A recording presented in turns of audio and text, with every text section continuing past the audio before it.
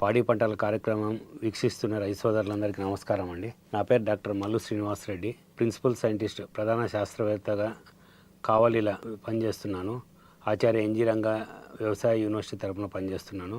ముఖ్యంగా ఈరోజు కార్యక్రమంలో మనం చర్చించవలసింది ఏంటంటే కలప వృక్షాలు చాలా అనేక రకాలు ఉన్నాయి. దానిలో కలపకు వాడే వృక్షాలు ఒక రకము. అదేవిధంగా పళ్ళ తోటల కింద పండ్లు సాగు చేసేదానికి కొన్ని వృక్షాలు. కలప వృక్షాల ప్రాముఖ్యత ఏంటి అంటే ముఖ్యంగా మన వాతావరణం అన్నీ చూసుకుంటే రెండు విధాలు మనకి తీసుకోవాల్సినది ఉంది. ఒకటి ఏంటంటే వాతావరణ సమతుల్యత గురించి, రెండోది రైతుకు ఆదాయం పెంపొందించడానికి కలప వృక్షాలు చాలా ముఖ్యమైనవి. ఒక 75 సంవత్సరాల ముందు మన భారతదేశంలో 110 మిలియన్ హెక్టార్స్లో కలప వృక్షాలు అడవులు అనేది ఉండేటివి.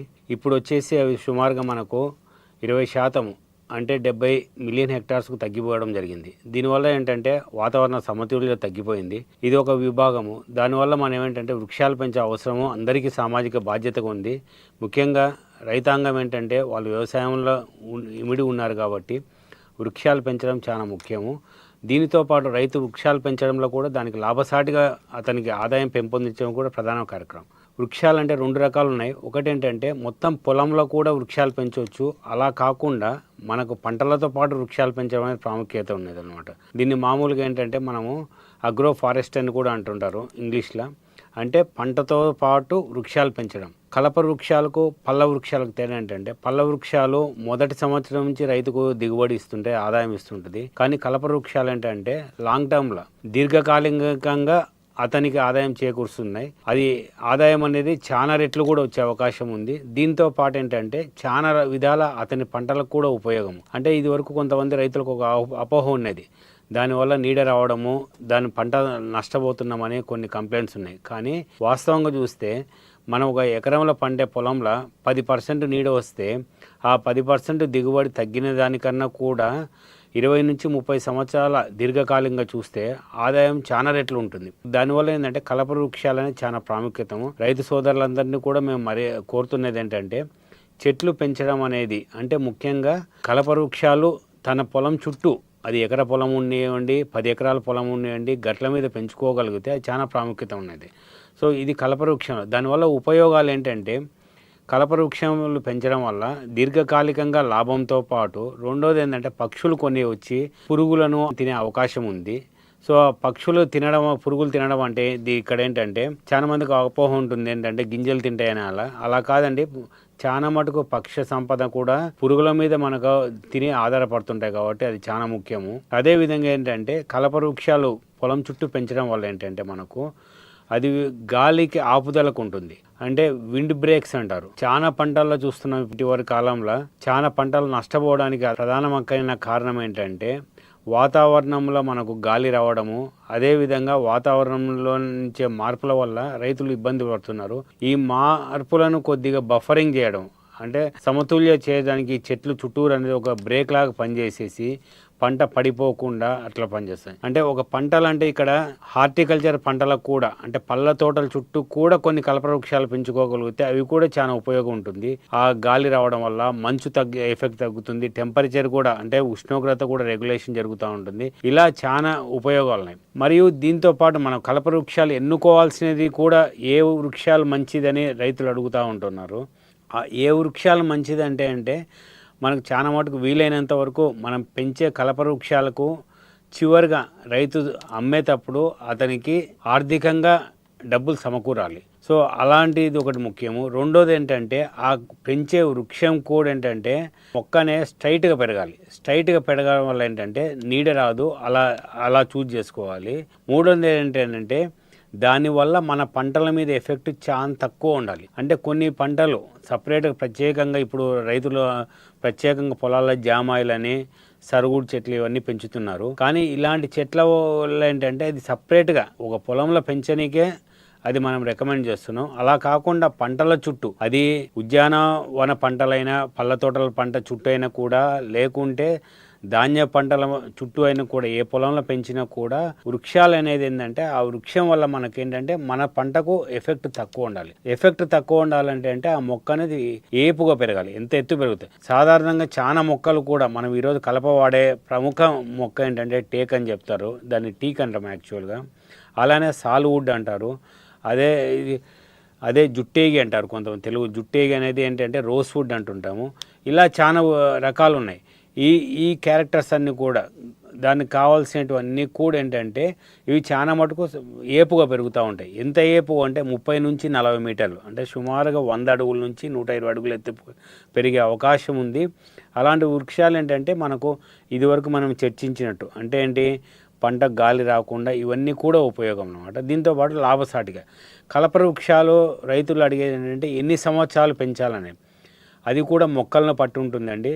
కనీసం ఏ కలప వృక్షమైనా కూడా, అంటే గంధపు కూడా ఒక కలప వృక్షం కిందనే వేస్తున్నాం మనము, ఎర్రచందనం కూడా కలప వృక్షమే, అలానే టేకు ఒకటి ప్రధాన, ఇదివరకు చర్చించిన టేకు ప్రధానమైన కలప వృక్ష, జుట్టేగి అనేది ఒక ప్రధానమైన కలప వృక్షం ఉంది. సో దీంతో పాటు ఏంటంటే మనకు సాల్వుడ్ అనేది కూడా ఒక ప్రధానమైన కల్పవృక్షం ఉన్నాయి. ఈ పంటలు ఏవి తీసుకున్నా కూడా కనీసం ఏంటంటే 20 సంవత్సరాలు ఉండాలి. అంటే ఎందుకంత అంటే దానిలో హార్డ్ వుడ్ అనేది ఉంటుంది. దానంటే కల్పవృక్షాలలో ఉపయోగం ఏంటంటే మెయిన్ కలపనే.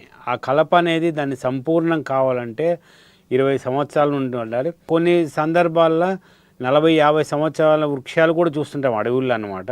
కానీ ఇప్పుడు అలాంటి వృక్షాలు చాలా అరుదైపోయినాయి. ఎన్ని రోజులు ఉన్నా అది లాభసాటిగానే ఉంటుంది.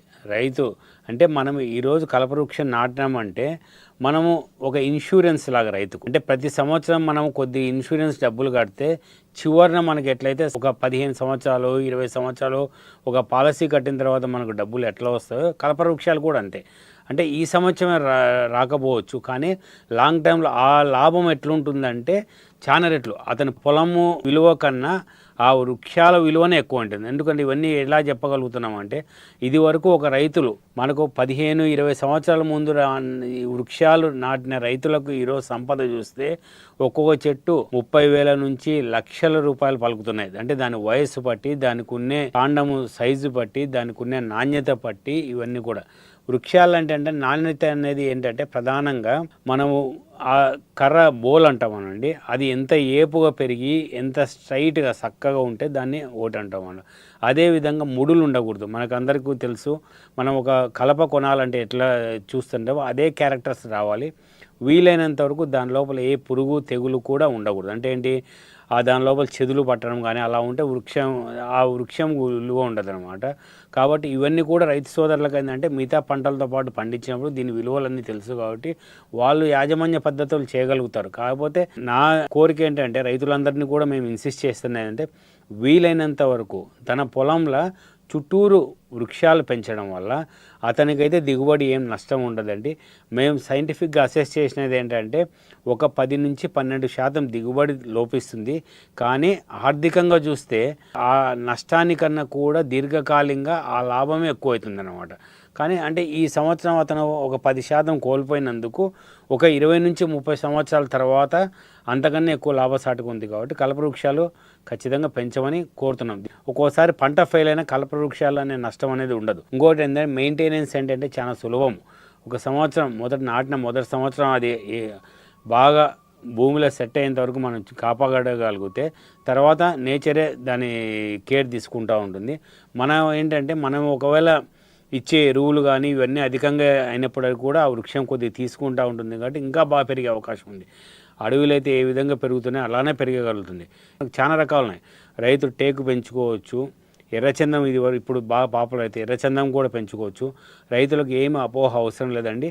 అన్నిట్లో కూడా ఏ మొక్క పెంచినా కూడా రైతు అమ్ముకునేదానికి అవకాశం ఉంది.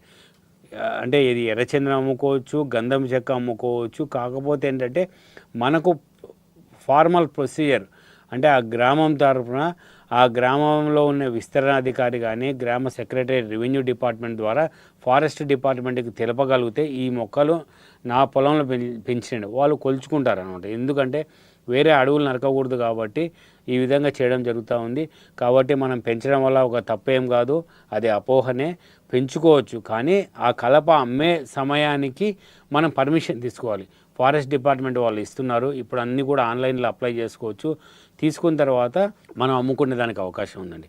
ఈరోజు కలప చూస్తే మనకు అందరికీ తెలుసు, ఒక గణపటి అడుగు అంటే క్యూబిక్ ఫీట్ వచ్చేసి టీక్ లాంటి బాగా విలువ ఉన్న కలప వచ్చేసి సుమారుగా 6,000 రూపాయలు ఉన్నాయి.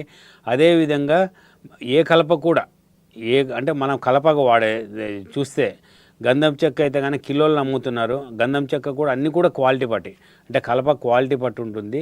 ఇవన్నీ కూడా చాలా ప్రముఖం కాబట్టి రైతు సోదరులందరినీ కలప వృక్షాలు పెంచమని కోరుతున్నాను.